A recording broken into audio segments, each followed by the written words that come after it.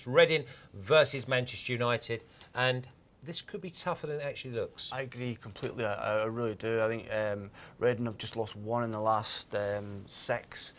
They've only lost by more than 1 goal once this season. So they're not getting hammered at all. They're very respectable results for a newly promoted side, and they score goals. And Manchester United, for me, just aren't firing all cylinders just now. I know we saw them take the lead again in 31 seconds on Wednesday night, but they weren't able to score again for the rest of the match. You know, I think about the QPR game as well. They were 1-0 down for a long period. They're just not firing just now. They didn't score away at Norwich. Exactly. Of course, Norwich before that, and the Villa game before that, they were 2-0 down. So they're just not clicking at the moment. So for me, I think this could be a lot tougher than people are expecting, and maybe a draw. Big price on Reading, Butler.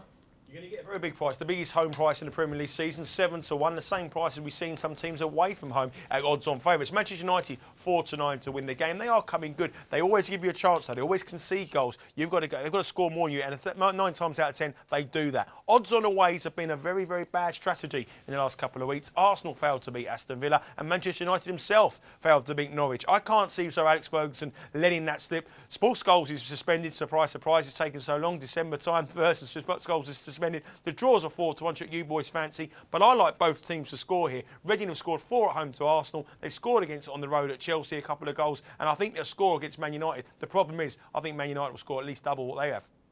I agree with you, Butler, and also they'll know exactly what Man City have done earlier on in the day. So I think that Manchester United will get the job done, but I just don't think it's a 4-9, to be honest. Yeah. Goal scorers. Well, you know, I always got to go for a big price, and I agree with Nigel. I think Reading will score definitely. So let's look at a Reading player. I think for me, Adam Lafondra at 12-1. Manchester United got this knack or this disease of conceding first in a game. I think they've had six comeback wins already this season, so it could happen again here, couldn't it? They could go behind again. So let's back Lafondra at 12-1. Okay, we're going for Adam Lafondra, Butler.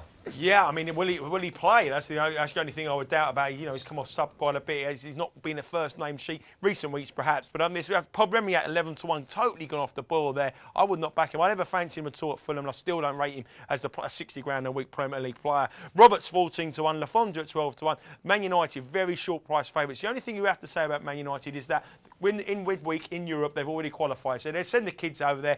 They'll send the kids in the next game, and all these players will probably feature. No value here in the Man United section. The value lies here, but really, I haven't got a clue which one to pick, so I'll leave it up to you, punters. Thank you very much. Well, we're looking at overs and unders, and I don't fancy you're going to get rich going over.